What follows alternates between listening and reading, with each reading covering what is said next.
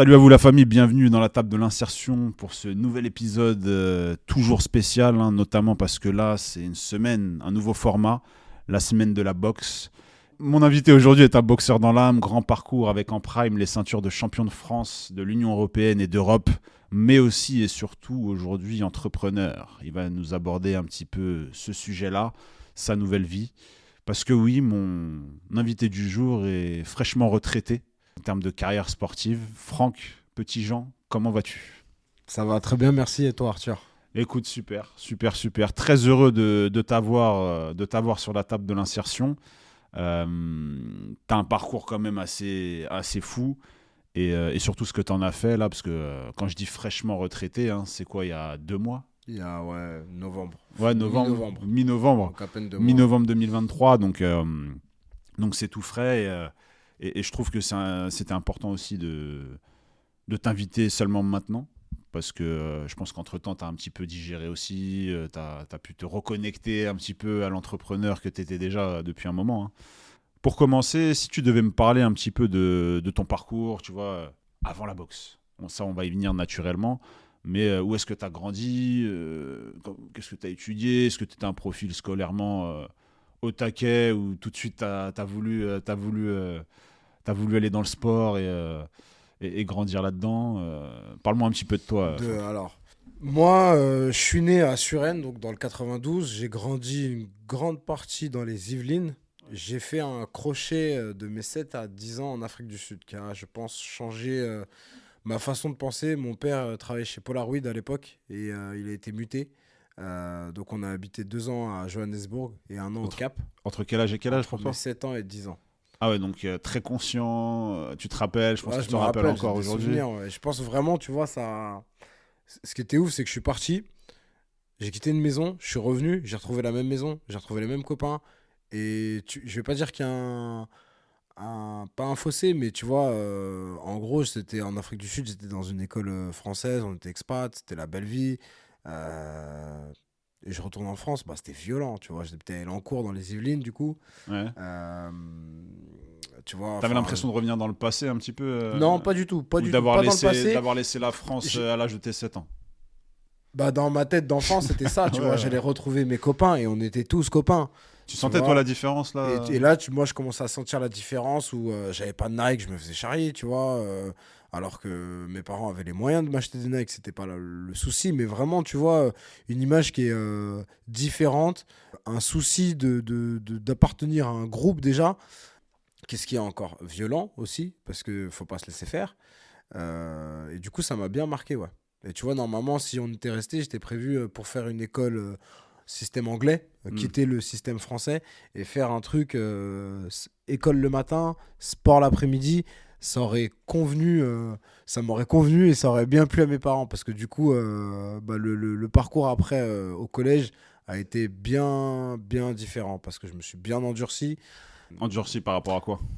Par rapport à l'Afrique du Sud, où je t'ai dit, savais- j'étais tendre, j'étais un gentil garçon. Hmm. Je suis pas devenu méchant, Ouais. mais je me suis endurci, tu vois. J'ai toujours eu un fort caractère. Sportivement, j'ai toujours été un besoin d'extérioriser. Et la boxe, jusqu'à la boxe, hein, parce que la boxe, c'est venu tard finalement. Hein, ça arrivait à 18 ans. Donc, tu vois, de mes 10 ans à 18 ans, j'ai fait du foot, j'ai fait d'autres sports, j'ai fait d'autres activités mais qui n'avaient rien à voir avec la boxe. Petit aparté d'ailleurs, t'as reconnecté depuis à l'Afrique du Sud ou pas encore ? Pas à l'Afrique du Sud, mais j'ai toujours été connecté avec l'Afrique parce que je suis métissé. Mon papa est né en Centrafrique, ma mère est française. Donc j'ai toujours, dès que je peux, je vais en Afrique. Ok. Un maximum de fois. Mais j'ai dû y aller depuis que je suis petit, une bonne vingtaine de fois. J'explore le Ah oui, donc continent africain. tu vas pas juste. Ah non, l'Afrique du Sud, j'ai aucun lien de parenté. C'était vraiment professionnel. Et puis, j'habitais là-bas 3 ans, donc j'aimerais bien un jour y retourner. Mais je pense qu'il y a tellement de choses à voir en Afrique que j'aimerais bien. Le continent est très grand. Ouais. Le continent est grand, j'aime bien voir un peu ailleurs, tu vois, comment ça se passe. Ok, et là, quand tu reviens du coup en France, enfin, quand tu reviens en France, toi, donc, t'arrives quoi, collège, période collège ? J'arrive, je suis encore en CM2. Je Ok. termine mon CM2 avant d'aller de rentrer au collège. Ouais. Ok. Et toi, du coup, tout de suite, tu vois que le système, il est pas le même. En plus, c'est vrai que le gap entre 7 ans et 10 ans, c'est vraiment la période où tu commences à à Bah, bien grandir, te ouais, le construire. système, il est. Alors, N'hésite pas, n'hésite je mets pas. les deux pieds dedans directement, mais ouais, la scolarité, c'était compliqué, tu vois. L'enseignement public, c'est compliqué. J'ai rien contre, hein, mais il y a trop de différence entre un bon professeur et un mauvais professeur dans Hmm. l'école publique, je trouve. Ouais. Et il y a des profs qui arrivent à. Ils ont le truc, ils ont la fibre, ils savent raconter une histoire pour t'apprendre des choses, hein. Hmm. Ils ont cette prestance. Pour moi, c'est pas donné à tout le monde. Et je pense que. Je sais pas comment ça se passait à l'époque, mais en Afrique du Sud, du coup, j'avais des profs qui étaient top. Alors, je pense qu'il y a aussi la vie qui était différente. Mais pareil, vie d'expat, c'est quand même pas pareil. Oui, en plus, après, t'étais T'es dans le privé. sélectionné. Non, non, non. C'était J'étais du pas... public Non, non, là-bas? c'était du public. Ok. Mais ça reste différent, tu vois. Je pense que c'est pas n'importe qui peut aller être muté en Afrique du Sud pour être prof. Ouais.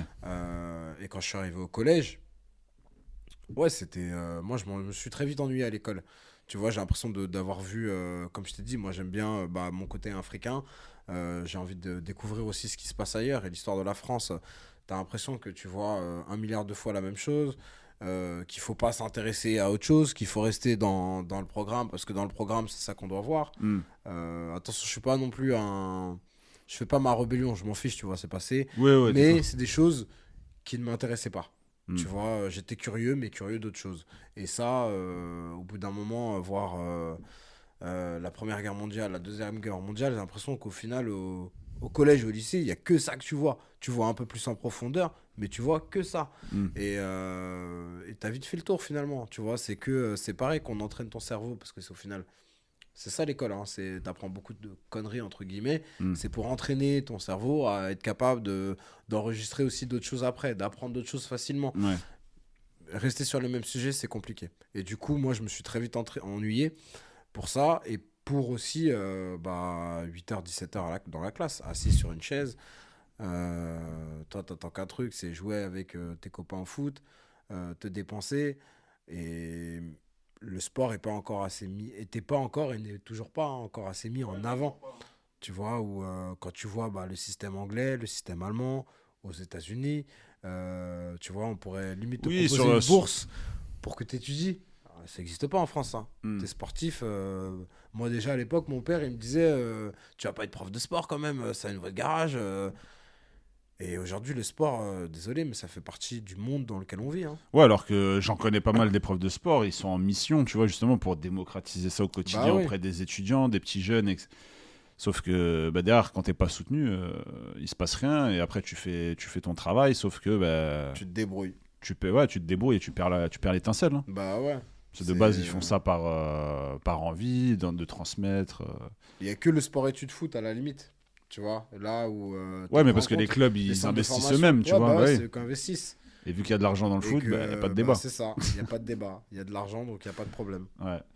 Ouais, ouais, ouais. Et du coup, toi, quand tu arrives là pour aborder le lycée, etc., juste avant le démarrage de la boxe, tu faisais des études dans quoi d'ailleurs? Le Alors lycée, moi, c'était quoi? j'ai fait. Alors moi, j'ai passé une seconde générale et après, je suis passé en première ES, économique et sociale à l'époque. Ouais. J'ai eu mon bac ES, alors j'ai été très studieux. Parce que j'allais te demander si tu étais studieux. En fait, j'ai eu une période adolescente compliquée, tu vois, où ouais, j'en ai eu ras-le-bol. Et en fait, ce que je dis là, je le disais différemment à l'époque. Ouais. Mais je me suis vraiment ennuyé au collège. J'ai redoublé, je me suis fait virer. Je me suis retrouvé en sport-études, foot à l'époque. Mm. Ça m'a un peu sauvé parce qu'en fait, eux, ils bossaient avec le CNED. Et le CNED, c'est tu travailles, tu es un peu livré à toi-même, tu vois. Tu Ouais. dois ouvrir ton bouquin, savoir ce que tu dois faire aujourd'hui. Et en fait, moi, ça m'a vachement autodiscipliné, Mm. tu vois. Et en fait, je suis quelqu'un qui a besoin de ça, qui a besoin d'être, qu'on lui dise, qu'on lui fasse confiance, qu'on me rende responsable. Et du coup, j'avais plus du tout, parce que mon père a été beaucoup derrière moi quand on était gamin, euh, pour les bonnes raisons, pour ses bonnes raisons à lui, tu vois, Ouais. à dire mon fils t'es métissé, les choses elles vont être dures, il faut que toi tu sois au-dessus de tout ça. Donc Mm. en gros, il était beaucoup derrière moi et j'étais pas responsable. Et en fait, le fait d'être tout seul, bah, ça m'a fait kiffer. Et quand je suis rentré au lycée, j'ai été en mode, vas-y, je passe le bac, après j'arrête l'école, tu vois. Ça me casse la tête, je m'ennuie, ça m'intéresse pas. Je suis pas très, je suis intelligent, mais je suis pas scolaire. Tu vois, je suis pas studieux. J'arrive pas à, tu vois, un prof qui me dit, ouais, faut connaître ça par cœur. Vas-y, enfin, pourquoi, tu vois. Est-ce que t'étais du genre à quoi ça va me servir Bah, dans c'est ma vie de tous ça. les Et jours? tu vois, et après, j'ai été jusqu'à la licence STAPS pour être coach. Aujourd'hui, je me rappelle de rien. C'est des trucs assez théoriques et ça, c'est français aussi. Tu vois, on te juge en fonction de ce que tu as fait. Hmm. Tu vois, pas de ce que tu es capable de faire. Et il y en Ouais, a ouais. plein qui sortent de la licence TAPS. C'est pas des entraîneurs. Ils ont jamais travaillé dans une salle. Pour eux, c'est hyper compliqué. Ouais, c'est comme tout, même dans l'entrepreneuriat aujourd'hui. Tu vois, quand tu ouvres ta salle, on va l'aborder aussi. Quand tu as ouvert ta salle, il y a plein de gens qui se disent enfin, tant qu'il n'y a pas de hype, il n'y a pas la fame, il n'y a pas tout Ah, c'est ça, ça. voilà. Ils te voient Et échouer déjà. tu ramènes un Cédric Doumbé du jour au lendemain. Wow, il a été là-bas. Ouais. Mais Et c'est du coup, ça, tu as ouais. des nouveaux clients qui débarquent parce que bah, c'est l'endroit où poser ses pieds. C'est the place to be. C'est ça. Donc, bon, Un c'est. peu. Mais c'est la vie. Après, la vie, elle est injuste. Et tu vois, on est beaucoup au mérite. Moi, j'ai de la chance parce que, tu vois, on va me dire, ouais, non, c'est pas de la chance. Hmm. Oui, c'est pas de la chance. Je l'ai provoqué, j'ai travaillé et tout.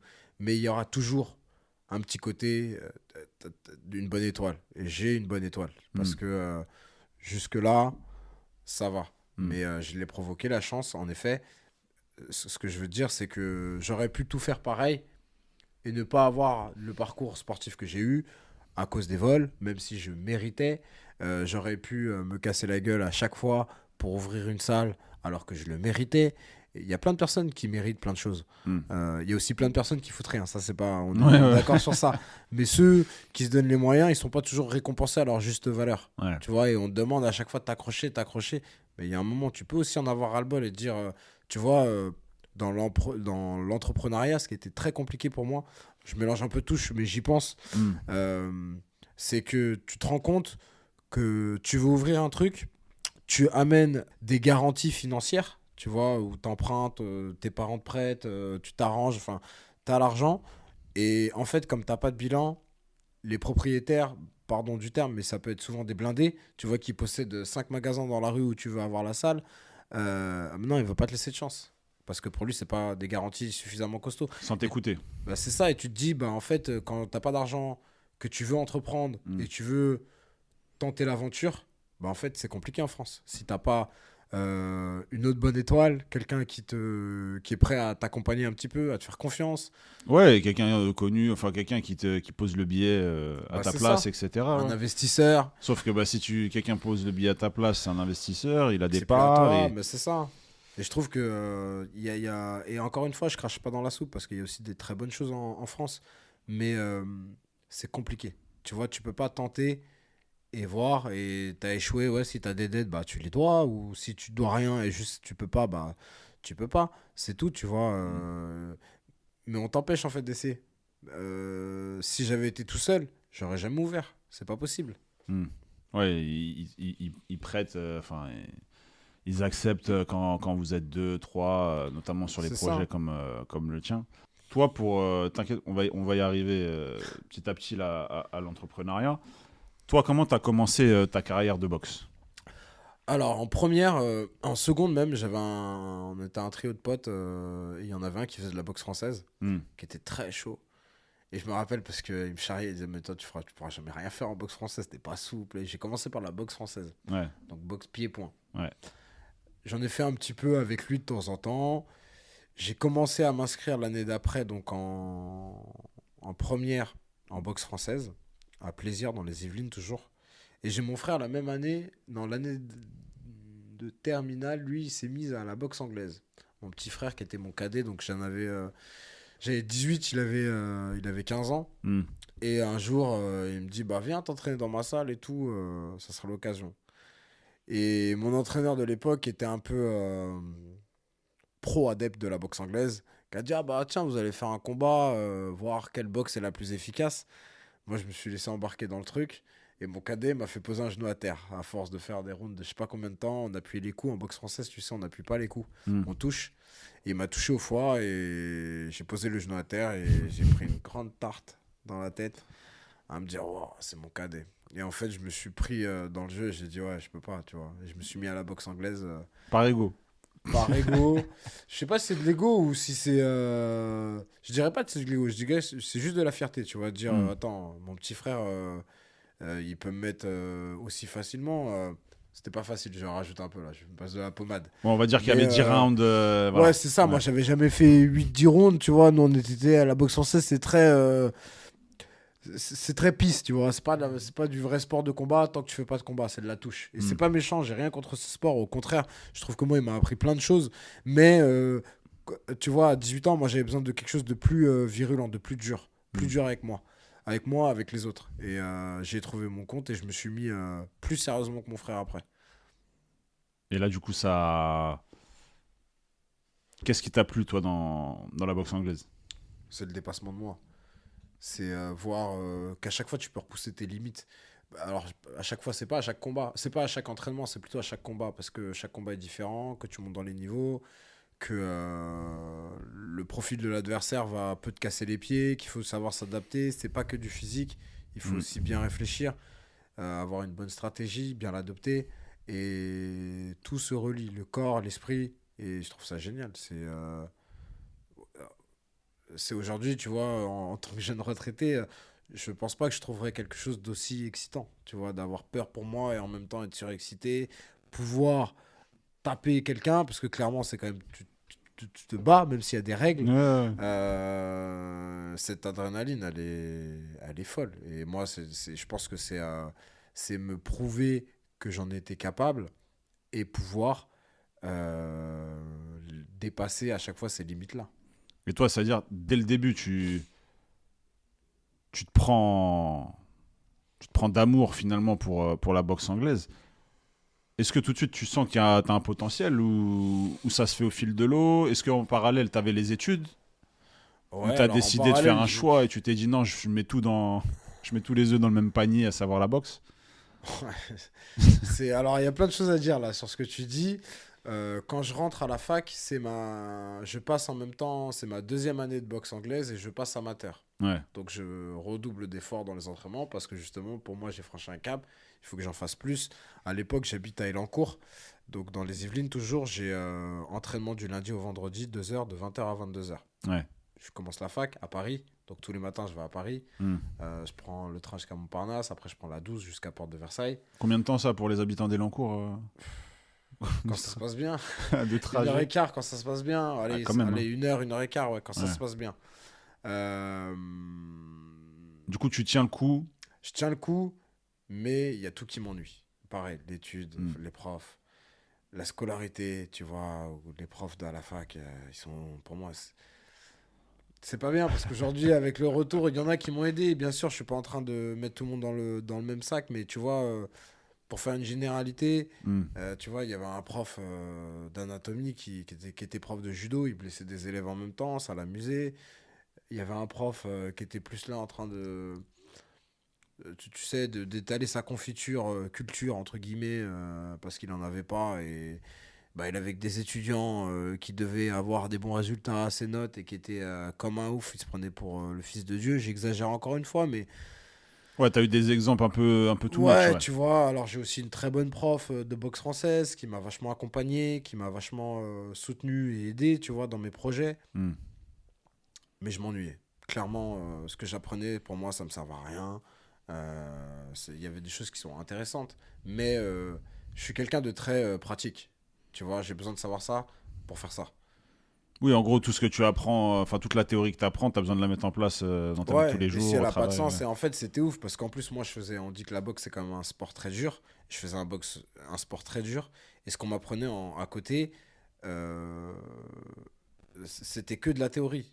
Et tu vois, si je me serais entraîné théoriquement, j'aurais jamais rien fait, tu vois. Ouais, ouais. Et alors, à contrario, ça m'a aussi servi, parce qu'il y a un moment donné, ce que je faisais dans mon club, je me disais, c'est peut-être un peu trop dur là. Je vais pas faire 10 ans comme ça, tu vois. Il y a un moment donné, mon jus de citron là, j'en aurais plus, tu vois. Hmm. Le mec, il va tellement me presser que. Bah, c'est arrivé, tu vois. Des jeunes à 25 ans, derrière, ils font des tests sanguins parce qu'ils sont toujours fatigués. C'est un sport qui laisse des traces quand Hmm. même. Donc là, pour le coup, la fac, ça m'a servi aussi. Donc Ouais. c'est pour ça que je te dis, je crache pas dans la soupe. Mais je sais pas, c'est pas vivant, tu vois. C'est soit que théorie. Et à l'époque, moi, je me rappelle, en première année, j'ai 20 en gym, bah, j'ai 0 en anat. Et j'en ai rien à cirer. Et je me dis, je connais rien. Et aujourd'hui, je suis prof, ouais, je connais rien. Et je vais pas te dire, je suis pas médecin. Je suis préparateur physique, coach de boxe. Surtout coach de boxe. Hmm. Tu vois, les mecs qui te disent, oui, il faut que ton coude il soit penché comme ça pour avoir plus d'impact. Bah, vas-y, hein. Mais la réalité du terrain, elle est différente, hein. Mon bras arrière, que tu le prennes comme ça ou comme ça, Tu le sens. tu le sens, tu vois. Et c'est pas méchant, encore une fois. Mais je pense qu'aujourd'hui, j'arrive à un âge où, justement, bah, je suis beaucoup plus confiant. J'ai vachement de retour en arrière sur un peu ce qui s'est passé. Et il y a beaucoup de choses que le corps, ouais, le corps des enseignants, c'est très théorique à Hmm. ce niveau-là, dans la fac de sport.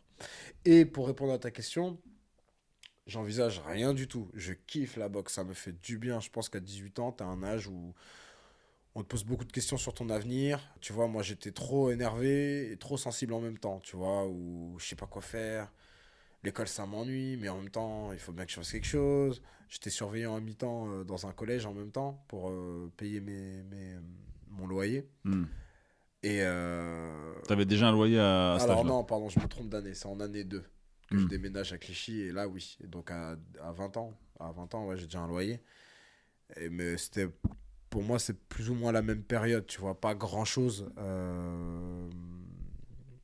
Pas d'objectif final, aussi bien en boxe que professionnel. Je kiffe aller à la boxe. Ouais. C'est le plus important, c'est pour mon bien, j'ai besoin d'y aller. Et à quel moment tu lâches la fac pour te me concentrer sur la boxe à temps plein? Après, on va l'aborder, parce que bon, ça veut Jamais tout à et temps rien plein. dire. Bah Je oui. l'ai jamais fait à temps plein. J'ai fait une prépa à temps plein, c'est mon dernier combat. Ouais. Sinon, jamais. Et pareil, il y a des choses à dire sur ça. On va y venir. Mais tu vois, oui, en fait, les espoirs, ils étaient sur mon petit frère. Pas moi, hein, mais les entraîneurs. Mon frère, c'était un prodige. Sans exagérer, tu vois, il avait tout. Il avait la frappe, la coordination, le timing, il avait tout. Mais mon frère, Ça l'intéressait pas? alors le côté compétition, ça l'intéressait pas. Et surtout, dès qu'il y avait un public, il perdait ses moyens. Tu Ah vois, ouais? c'était plus le même, ouais. Ouais. Et moi, c'était l'inverse. J'étais pas terrible à l'entraînement, mais j'explosais en compétition. Ouais, J'étais meilleur. t'avais besoin de briller. Ouais, je sais pas si j'ai besoin de D'être au briller, centre. besoin de reconnaissance. Peut-être, hein. Ça m'étonnerait pas non plus, tu vois. En fait, je sais même pas si c'est un besoin de reconnaissance. Peut-être. Mais je pense surtout que c'est un besoin que tu fais quelque chose. Besoin de sentir que tu fais quelque chose. Alors, c'est de bien dans le sens où on te félicite pour ce que tu fais. Tu vois ce que tu fais, c'est Ouais, bien. besoin de reconnaissance. Ouais. Ouais. Et T'as besoin que les gens sachent. ouais, que tu brilles quelque part, tu vois. Comme je t'ai dit, Bah, c'est sûr que regarde, tu lâches l'école. À côté, bah, t'as la boxe. Après, tu faisais quoi? Des jobs alimentaires à côté? non, non, non, C'était. j'ai arrêté. En fait, j'ai eu ma licence en 4 ans, donc j'ai redoublé la dernière année, je crois. Ouais, la dernière. Hmm. Ça y est, j'avais déjà 24, ouais, 24 balais, hein. Et, euh, et ça fait 4 ans que je suis surveillant à mi-temps.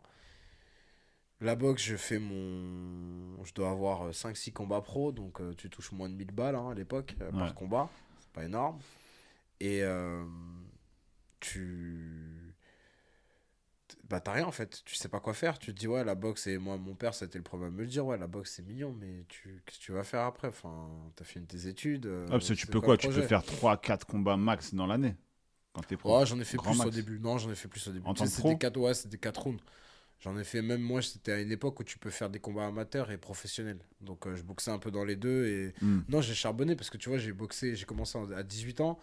La boxe, je suis passé amateur à 19 ans. Et de mes 19 ans à mes 25, j'ai 37 combats amateurs. Donc, en 2 ans et demi, je fais 37 combats. Et je passe pro et j'ai presque 10 combats. En l'espace de 7 ans. J'ai commencé la boxe à 18 ans, tu vois. Ouais, ouais, donc t'avais ça dans. T'avais ce truc en tout cas. J'avais ce trop plein d'énergie. Je pense que j'avais aussi ce côté déjà stratégie, même si on l'a pas forcément beaucoup vu parce que À l'époque, tout ce qui me plaisait, c'était rouler sur les gars, tu vois, leur avancer dessus et mettre la marche avant et pas lâcher jusqu'à ce que ça se termine. Et quand tu dis Euh, stratégie, tu parles de quoi? Bah, stratégie, c'est ouais, avoir le bon comportement en fonction de qui j'ai en face. Ouais. Ça arrivait plus tard, mais en compétition, j'ai été beaucoup d'abord dans le physique. Le physique. Et je m'entraînais, j'avoue, je m'entraînais comme un ouf. Enfin, tu te rends compte, je m'entraînais tous les soirs. J'étais en fac de sport, donc la journée, je faisais du sport. Moi, j'avais pas de vie, hein. Tu vois, 5 je heures de faisais. sport par jour. Ouais, c'est ça. Ouais. 5 heures, plus le boulot à mi-temps. Je rentrais, je voulais rien faire, tu vois.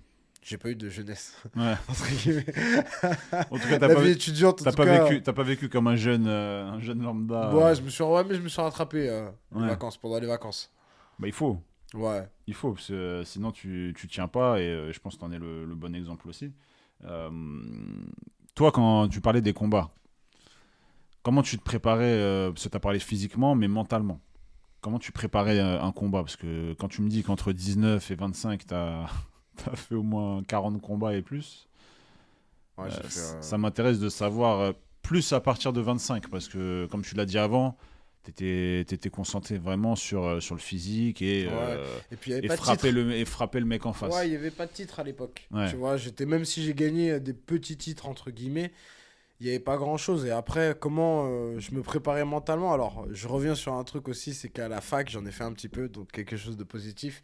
Même si après, tu l'oublies dans ton quotidien. Là, j'ai refait appel à Thomas Roland, qui est préparateur mental pour mon dernier combat. Hmm. Et ça m'a fait beaucoup de bien parce que ça faisait 10 ans que j'avais oublié, en fait, tu vois. C'est des choses que je fais mais au quotidien, mais tu t'en rends pas compte. Tu te rends pas compte que c'est important de le faire. Qu'est-ce qui t'a apporté, Thomas Des Roland? rappels, bah, Thomas, il m'a rappelé que, tu vois, de poser un cadre. Tu vois, pas tout mélanger entre bah, le professionnel, le perso et le sportif. Parce que moi, le sportif, je l'ai toujours mis dans le sportif. Même si je suis boxeur professionnel, Hmm. t'as rien de professionnel. Et c'est pas méchant, mais on gagne pas des mille et des cents. T'es plutôt, finalement, tu sais quoi, le côté sportif, c'est même entrepreneurial. Parce que tu dois tout gérer. Ta com, vendre des billets, ton image. Tu faisais ça solo? Moi, je me suis pas trop pris la tête. Tu vois, sur ça, moi, pour moi, le côté sportif était plus important que le reste. Ouais. Et tu vois, quand tu regardes aujourd'hui, il y en a plein, c'est l'inverse. Ils ont une com de ouf. Ils ont, euh, ils ont une notoriété de ouf. Sportivement, ils n'ont encore rien fait. Et c'est, encore une fois, c'est pas méchant. Pour moi, c'est des choix. Non, après, je pense aussi, là, tu parles de profil jeune aussi. Plus jeune que moi, oui, c'est sûr. Ouais, Ils maîtrisent mieux ces sujets-là en plus. c'est ça, c'est qu'ils sont nés dedans. Tu vois, genre à 10 ans, il y avait déjà les réseaux. Quand ils avaient 10 ans, ils avaient déjà les réseaux. C'est-à-dire à 20, 22, quand on leur dit t'es une pépite, t'es un crack dans ton sport, bah lui, qu'est-ce qu'il se dit? Je vais créer du contenu, je fais monter ma hype de mon côté. Et t'en as beaucoup, par exemple, dans le MMA aussi, tu vois. Ouais, ouais. Ouais, ouais, où Non, tu bah vois là, beaucoup de c'est tendance, profils. hein. Mais tu vois, en 2015, ok, c'était un peu le début des réseaux. Moi, j'étais champion de France en 2014. Hmm. Et je me rappelle, j'avais un préparateur physique à l'époque, Thibaut Suri, qui me disait que c'était important pour l'image et tout. Et je comprenais pas trop, tu vois. Et je me disais, moi, pour moi, c'est plus une affaire d'ego finalement, tu vois. Tu partages. Et c'est un peu vrai, tu vois. Mais je n'avais pas ce truc, je comprenais pas. Et maintenant, je le comprends et je trouve ça super important. Et j'aurais voulu qu'il me pousse un peu plus, tu vois, à m'expliquer pourquoi. Parce que j'aurais peut-être poussé le truc et essayer de faire comprendre. Alors après, c'est pareil, finalement, c'est vraiment du taf. Parce que, bah, tu vois, quand tu passes professionnel, tu es livré à toi-même. Hmm. Donc tu peux t'engager dans des compétitions, mais ton entraîneur, il donne des cours tous les soirs d'entraînement de boxe. Ouais, Mais le plus, c'est toi qui dois aller le chercher. c'est C'est ça. toi qui dois investir sur toi. Moi, c'est ce que j'ai fait. Donc, je m'entraînais beaucoup le midi, le matin et le soir. Et à côté de ça, j'étais coach. Donc, Hmm. je suis passé coach j'ai commencé le coaching en privé en 2013. C'est, bah, c'était compliqué. J'avais des journées. En fait, je taffais, je m'entraînais, je retaffais. Je faisais un déjeuner express. Je me reposais 2 minutes ou alors je bossais, je déjeunais pas et j'allais m'entraîner. Et le soir, va gérer ta com. Ah, vas-y, t'as envie de poser le téléphone et te reposer vraiment, tu Oui, en vois. fait, toi, t'étais plus le profil, ça te dérange pas quand c'est délégué. Exactement. Ouais. T'en occuper toi-même. Ça me prenait la tête et puis j'étais pas à l'aise. Tu vois, c'est Tu vachement. te posais, tu te disais pas des fois, c'est pas de ma génération Non, pas déjà. Non? Non, t'abuses, là, tu me vieillis, là. Non, je te pose la question. Non, non, non, même pas, c'est pas... Non, non. T'as vu, j'essaye ça dans ma vie d'homme, c'est un truc qui... Ça arrivera, hein, mais Hmm. j'essaie justement de rester dans l'actualité, de par mon travail, de par ce que je fais. Et même en tant qu'homme, pardon, c'est pour moi c'est quelque chose qui est important, tu vois. Donc Hmm. non, pour moi quelqu'un qui dit ça, bah c'est ça y est, t'es vieux gros. Et c'est pas méchant, Ouais, mais ouais. tu vois, il faut être un minimum. Hein. Je dis pas, tu vois, moi par exemple, je l'ai pas fait, Ouais, mais là, j'ai vu, mais quand je regarde tes posts, ta com, etc., après, c'est peut-être en lien aussi avec la création de votre salle, mais c'est ça. tu marketes bien, tu postes souvent. Je vois que tu postes aussi la famille, tu vois, on va l'aborder après, mais t'as créé un petit cercle Bah c'est, vertueux tu vois, et dans ça ta c'est, ouais, communication. c'est en, Vie pro, c'est perso, ça. Mais entrepreneur. c'est exactement ça, et c'est moi, tu vois, et que ça marche ou que ça marche pas, en fait, tu vois, comme tu as dit, c'est par rapport à la Gloves Academy. Ça, c'est mon associé qui, pour beaucoup, c'est Valentino qui m'a expliqué beaucoup de choses. Au début, je comprenais pas. Je disais, ah, gros, moi, je suis pas un bon produit com, ça va pas marcher. Ouais. Laisse tomber les réseaux, et je me rends compte que finalement, non, j'avais tort, et que plus on avance dans notre business, plus c'est important. Et tu vois, aujourd'hui, moi, ce qui me définit, bah, c'est ça, tu vois, c'est le papa de famille que je suis parce que c'est quelque chose qui me remplit d'amour, de bonheur. Mon côté bah, athlète, même si je suis retraité, parce que j'aurai toujours le regard euh, très, très dur et très pas, non, pas forcément objectif, mais très dur parce que j'ai toujours visé l'excellence pour moi et c'est ce que je vise pour mes élèves, peu importe leur niveau. Et je leur dis pas de mettre un direct du bras avant comme un champion du monde, mais s'ils peuvent le mettre au meilleur de leur niveau à eux, Hmm. c'est ce que je vais viser. Tu vois, et le côté entrepreneur. Et ça, c'est les trois trucs. Ouais, aujourd'hui, j'ai envie de communiquer sur ça parce que c'est ce qui me définit. C'est pas simple. C'est beau, là, on dirait que t'as clôturé l'épisode. Non, non, non, non. Euh, Là, pour revenir un petit peu au combat, tu vois, la préparation mentale. Comment on gère le stress? Le stress que, bah, comme tu l'as dit, ton frère n'a finalement pas su gérer. On n'a pas voulu non plus. N'a pas voulu, oui, parce que tu m'as dit la compète, ça Il était l'intéressait jeune, pas tu de vois, il a base. arrêté Ouais. après rapidement. Alors, le stress, ouais, c'est, tu vois, Mais c'est marrant. comment t'as fait toi comment tu fais pour gérer ça? Parce que, Bah, tu vois, c'est une pression. La boxe, les sports de combat en règle générale, hein, je pense qu'il y a deux types de pression. Il y a celle où, pardon du terme, mais tu te chies dessus, ouais, clairement. Comme mon ref. Je vais le tailler un peu parce qu'il termine pas mal. Il me dit, ouais, t'as réussi grâce à moi à la boxe et tout. Donc, je vais en profiter pour lui faire un petit clin d'œil. ouais, on le Euh, salue. Et soit celle qui te. Et moi, c'est celle qui. C'est ce que ça a fait.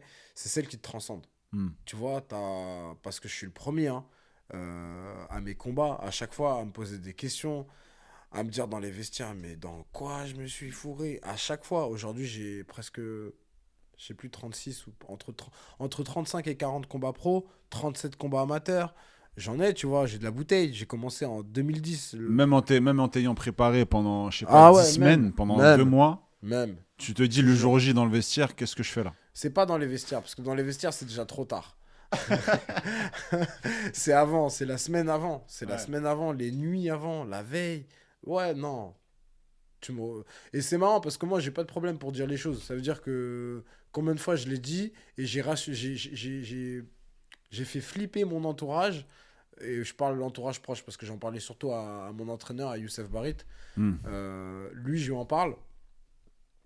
Et tu vois, il avait besoin du coup de se sentir obligé de me rassurer. Je lui dis non, mais j'ai pas besoin que tu me rassures. Tu me connais, t'as vu, je vais prendre un coup, après c'est bon, je vais y aller. Ouais. Mais sur le coup, je dis pourquoi Pourquoi je sais tu pas. t'infliges ça? Pourquoi je m'inflige ça? Et c'est Ouais. pas en fait, tu sais quoi, c'est même pas la pression de mal faire. Un peu, mais c'est surtout la pression de décevoir. Oui, bah, ton besoin de reconnaissance sur le ring, C'est etc. ça, de dire. Les gens se sont déplacés pour voir ça. Ouais, pour te faire éclater, tu vois. Ouais, d'avoir honte un peu. Hmm. Parce que c'est quand même une mise à nu, hein. Tu vois, faut t'imaginer quand on t'appelle, qu'il y ait 1000 ou 10 000 personnes autour de toi, c'est pareil. Et c'est comme si bah, toi, tu dois venir sur le ring, mais t'es à poil. Hmm. T'as vu, même on est pudique, on n'est pas pudique, tu vois, un minimum. Bah là, c'est pareil. Tu viens, tout le monde te regarde. Ouais, il a l'air claqué. Ça va être chaud. T'as vu son adversaire, il est costaud. Enfin bref, peu Plus importe. maintenant avec les réseaux sociaux, tout Et ça. là, aujourd'hui, avec les réseaux, c'est pire. Bah, c'est pire. Bah, Tu tu te vois, fais regarde ce qui s'est passé. Jordan Zebo. Bah ouais. Ouais, ouais, ouais. Bah, j'y pensais, hein, toute cette hype, et au final, 9 secondes, KO. Donc, bon, derrière, une Après, déferlante. ouais, mais après, tu vois, tu sais qui tu rencontres aussi. Ouais. Et ça, ok, tu pouvais peut-être pas l'anticiper autant, mais tu pouvais le prévoir. Et tu vois, Kickboxer. on est Ouais, des ouais. combattants, hein. Tu Mm. vois, il y a un moment donné, tu vois, je sais pas, il raconte une histoire, ouais, ma copine, je peux rien faire. Comment ça? Enfin, qui t'interdit? Mm. Si t'as envie de faire un truc, tu fais un truc. Ouais, ouais. Et je suis pas dans ça, hein, attention. Mais je pense qu'il y a un moment donné, ouais, avoir un peu d'ego, c'est aussi bien, tu vois.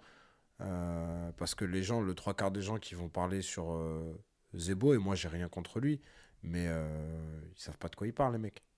Oui, enfin, il se retrouve Ils, dans un ils ring face à kifferaient, lui. Je bah pense ouais. que ça dure Ils moins de kifferaient 9 avoir sa secondes. vie, mais Ouais, ils ont jamais le courage de le faire. ouais. Donc c'est très courageux. Maintenant, il faut assumer, il faut aller au bout du truc et pas dire ouais, non, moi je suis pas comme. Enfin, c'est pas ma mentale. Mm.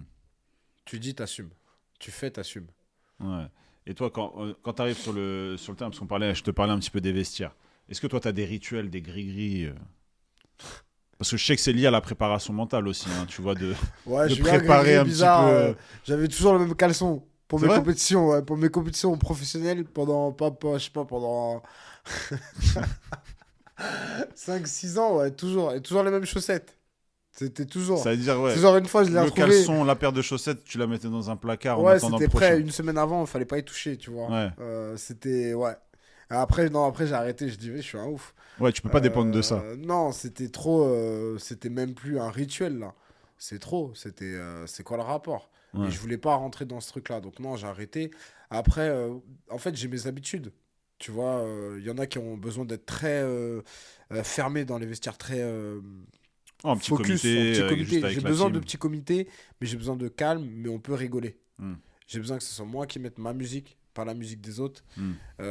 Pas d'agitation. J'ai l'impression que le moindre truc, ça me fatigue. Tu vois, je vois des gens jouer au foot dans mon vestiaire, ça me fatigue. C'est déjà J'entends de la arrivé? musique. Ouais, c'est déjà arrivé. Ah ouais.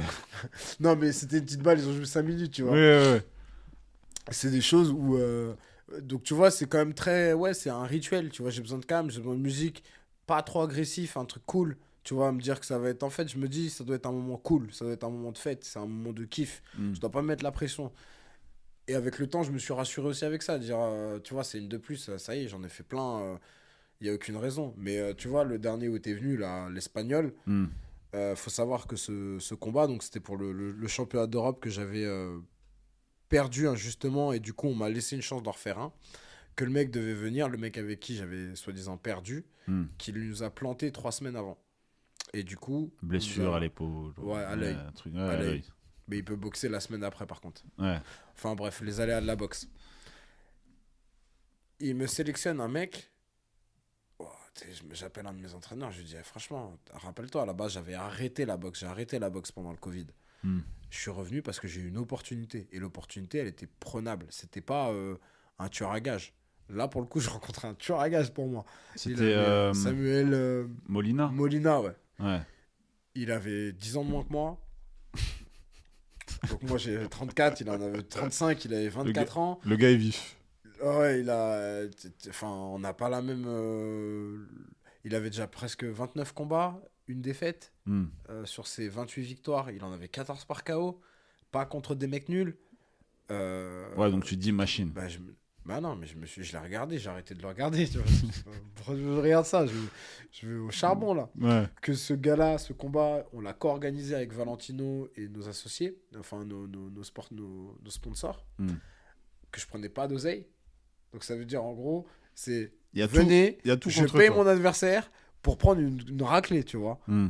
Et j'ai été dans un état de stress, mais t'as pas aidé, il y avait mes enfants qui venaient. Donc je voulais qu'ils viennent pour qu'ils aient une image, que je perde ou que je gagne, de leur un souvenir de leur papa aussi, tu vois. De leurs yeux et pas à la télé C'est ou ça, ouais, pas sur des YouTube souvenirs, plus pas tard. des Ouais. photos, ils l'ont vécu, tu vois. Hmm. La dernière personne avant que je monte sur le ring, c'est mon fils. Je lève la tête et je tombe sur mon fils et je me dis, oh, enfin, je flippe. Je flippe. J'appelle mon entraîneur, il n'était pas là, Youssef. Parce que ça a été compliqué l'organisation. Il, il est parti 4 semaines et du coup j'étais tout seul. Je me suis entraîné, je me suis bien pris en charge, hein. Mais il n'était pas là et je l'ai revu que la veille de la pesée. Et je lui ai dit, ouais, Youssef, je suis désolé, je te dis ça. Je dis, tu connais ton gars. Je lui ai dit, mais franchement, Youssef, c'est la première fois que je me chie autant dessus. Je suis pas bien. Je dis, ouais, ça se trouve, je paye le mec pour qu'il vienne dans mon club me mettre une raclée. Je dis, t'as vu comment il boxe? T'as vu comment il frappe? Je dis, j'ai passé l'âge, Youssef, de cette Frappé connerie. fort. Il frappait fort. Et la prépa mentale, là, tu sais ce que ça a été? Parce que Youssef, il me rassure et tout. Ça a été le lendemain. J'étais à Gennevilliers. J'avais pris un hôtel à Gennevilliers pour me reposer. C'est Youssef qui est venu me chercher en Bergman, en scooter. Il a roulé comme un cinglé. J'étais derrière. Et pareil, j'ai eu encore plus peur. Et je me suis dit, attends, là, j'ai peur d'un truc que je maîtrise pas. C'est normal. Mais les combats, vas-y, je connais. J'ai aucune raison d'avoir. Et en fait, je me suis vraiment conditionné comme ça. J'ai dit, je peux pas. Comment ça, j'ai peur? J'en ai C'était fait. voulu de sa part ou rien à voir? Ah non, rien à voir, il conduit comme un fou. Ok. Non, il conduit comme un Ouais. fou. Et du coup, ça m'a vraiment boosté. Et on pourrait croire c'est une blague. Mais non, ça m'a vraiment boosté. À un moment donné, je fermais les yeux derrière, tellement j'étais pas bien. Bon, j'ai jamais été à l'aise derrière, faut Hmm. le dire aussi. Mais là, j'étais pas bien et ça m'a remis en question. Je me suis dit, écoute, là, tu maîtrises pas, c'est normal. Le combat, tu maîtrises. Tu sais ce que c'est les coups, tu sais ce que ça va avoir mal. Vas-y, il peut pas te surprendre. Et là, du coup, tu gagnes au point. Ouais, sacrée guerre. Tu gagnes au point. Et je m'en souviens, ouais, parce que j'étais venu. J'étais venu te voir, parce que ça devait être un de tes derniers. Ou le dernier, hein. Je sais plus si à l'époque. C'était l'avant-dernier, du coup. Ouais, ouais, mais je sais plus si à l'époque, pour toi, c'était le dernier, ce combat-là. Mais après, voilà, nouvelle proposition, etc. Bon, Bah, c'est ça, on peut hein. pas laisser on peut Y pas a pas laisser du gain. la ceinture vacante. En tout cas, la C'est, boxe, ça a jamais été. J'ai jamais dit qu'un jour j'allais être champion d'Europe, même champion de France. C'est comme je t'ai dit au départ, j'ai vraiment pris combat par combat. Hmm. Tu vois, quand tu passes professionnel, est-ce que tu as une compétition d'abord en 4 rounds? Parce que tu peux pas faire 10 rounds directement. Il faut Ouais. savoir qu'en amateur, tu as 3 rounds de 3 minutes et qu'un championnat du monde, c'est 12 rounds de 3 minutes. C'est comme si tu me dis Usain Bolt, il veut courir un marathon et être champion du monde. Bah non, Tu il les peut as pas. sentis, toi, les 12 Pas ans. comme ça. Ouais. Ouais, mais moi j'ai plutôt un gros physique, donc ça me rend service, tu vois. J'ai Ouais. pas non plus, j'ai pas une vitesse. Parce que lui était bien. Bah, il était plus court lui. Ouais, bien KO. Et il s'était cassé une, voire les deux mains. Donc il arrivait plus à taper fort. J'ai chaud. J'ai la tête dure aussi. Oui, c'est vrai que ça, c'est un détail que j'avais Ah ouais. oublié, mais oui, c'était fracturé. Il s'est fracturé une main sûre. Parce qu'il arrivait plus à taper avec. Plus fort en tout cas. Ça, c'est quoi en général quand ça arrive? C'est que c'est mal strappé, Non, non, c'est que soit il a les os fragiles et qu'il tape trop fort. Ouais. Soit Soit le crâne qui le frappait crâne, s'il était tape sur le crâne, trop rigide. ouais. Et je pense que c'est un mix des deux.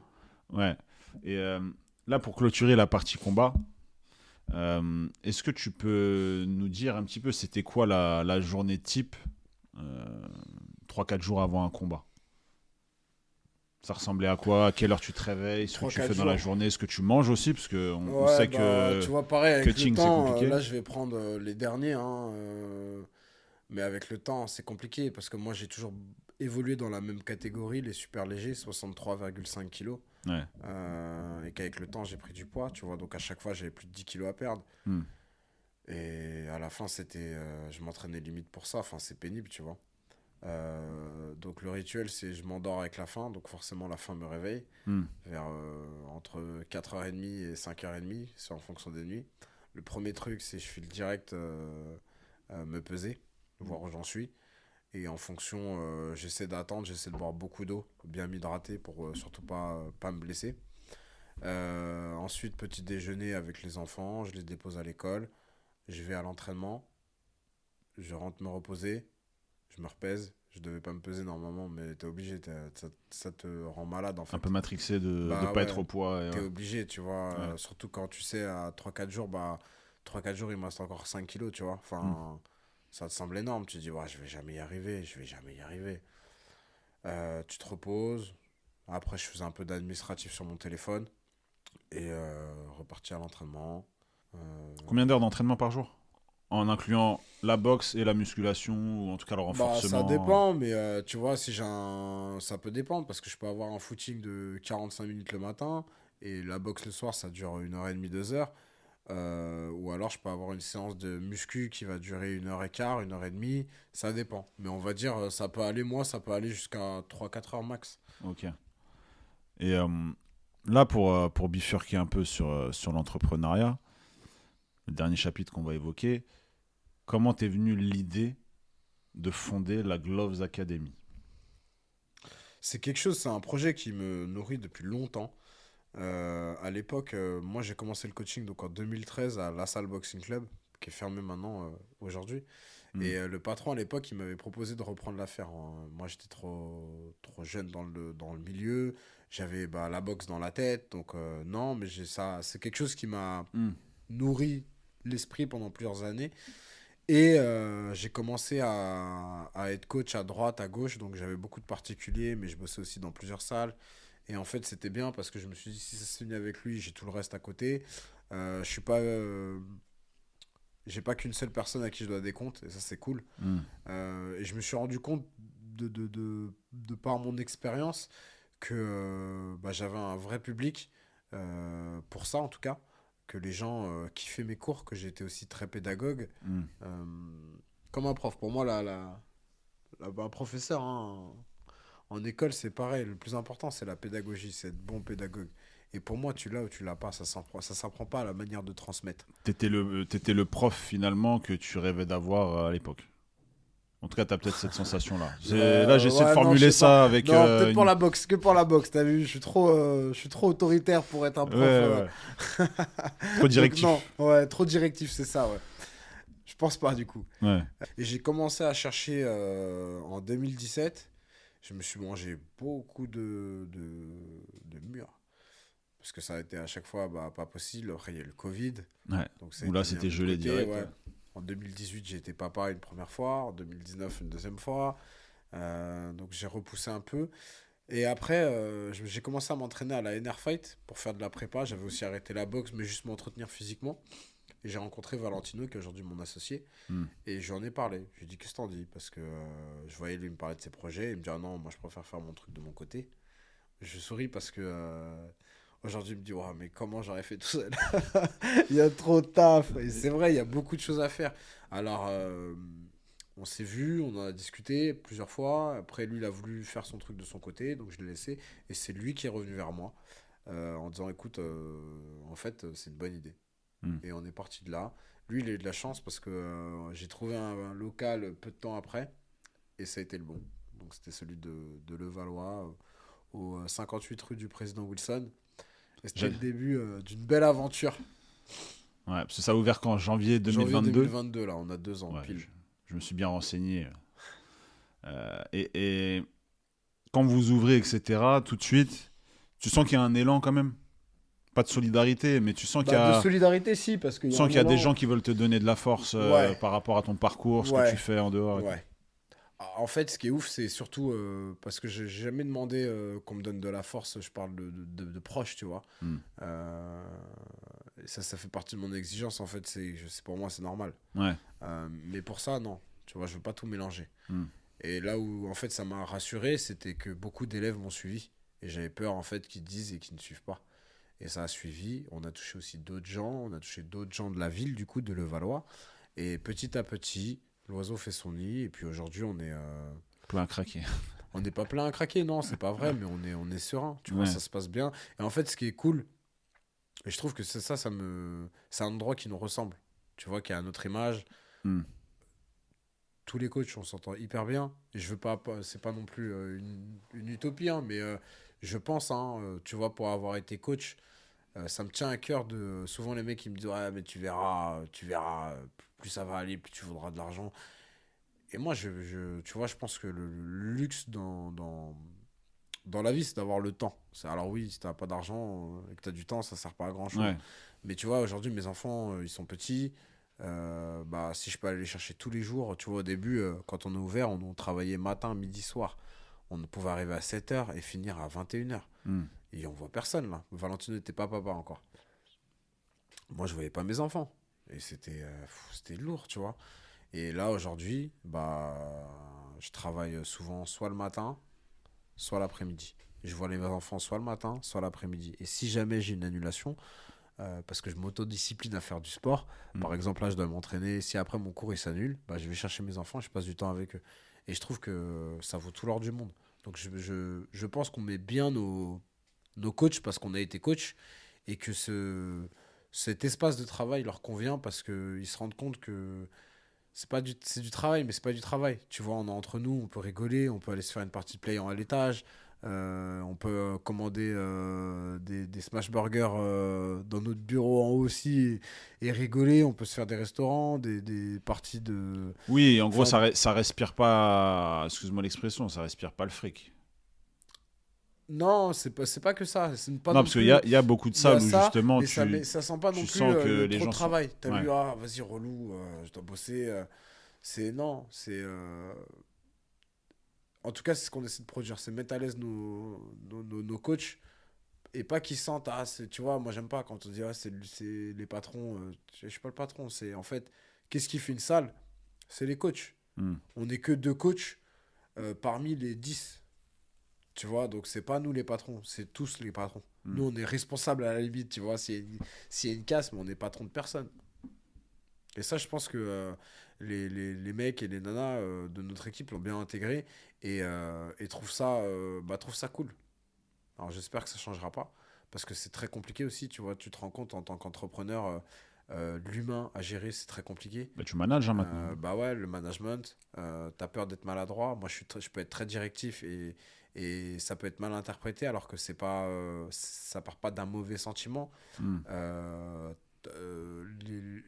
les exigences que tu as pour toi, que tu as eues pour toi il y a 15 ans, bah, tu te dis à 20 ans, quand tu veux travailler, que tu cherches du travail, tu commences pas à te dire alors j'ai pas de travail, mais moi je travaille que là. C'est pas possible, tu vois. Enfin, et ça, pour le coup, je me dis bah, je suis pas trop vieux, mais je trouve pas ça normal. T'as vu un jeune qui a faim, il doit montrer qu'il a faim. Là, tu veux travailler que le lundi de 12 h à 14 h, bah, t'es sûr que je te rappelle pas. T'as Ah, vu, je dis t'as eu pas. ces cas-là? Ah, j'ai eu ces cas-là. On a galéré à une période où on cherchait des coachs. Et soit ça faisait les stars, soit ça répondait pas, soit ça répondait 2 semaines après.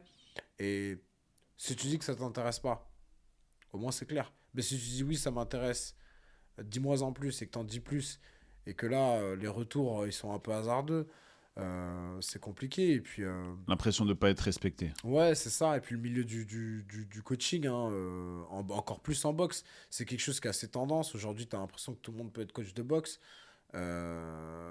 C'est compliqué, tu vois. Nous, on a des critères quand même bah, d'exigence, en fait. Pas tant, tu vois, il y en a, ils vont s'appliquer sur l'habit fait le moine. T'as vu, il faut porter tout le temps cette tenue, il faut se mettre comme ça, faut pas faire ci, il faut pas faire ça. Nous, on n'est pas comme ça. C'est pareil. Tu vois, alors petit à petit, tu vois, on s'équipe, on a des t-shirts, mais t'as envie de venir avec une casquette à l'envers, il n'y a pas de problème. T'as vu, du moment, en fait, nous, ce qu'on attend, c'est que tu sois exigeant envers ton élève, mais sur les choses importantes. Mm. À la tenue, je veux pas te dire de te mettre en garde à vous pendant 1 heure, alors que ton gars, il fait du sac ou autre chose, tu vois. Ouais. Tu peux. Faut pas tout mélanger, tu vois. Et c'est très français aussi d'être comme ça. Mm. À l'étranger, on te juge pour tes compétences, Mm. pas pour ce que tu dégages. Ouais. T'as vu, et je pense que t'es métissé, tu sais de quoi je parle. Mais Oui, tu oui. vois, ça, c'est des trucs où, tu vois, moi, on me l'a trop renvoyé dans la gueule. Pourtant, à l'époque, j'avais pas le nez cassé, j'avais rien, tu vois. Je vais pas dire mignon, mais t'as vu, j'ai suivi le règlement. Ouais.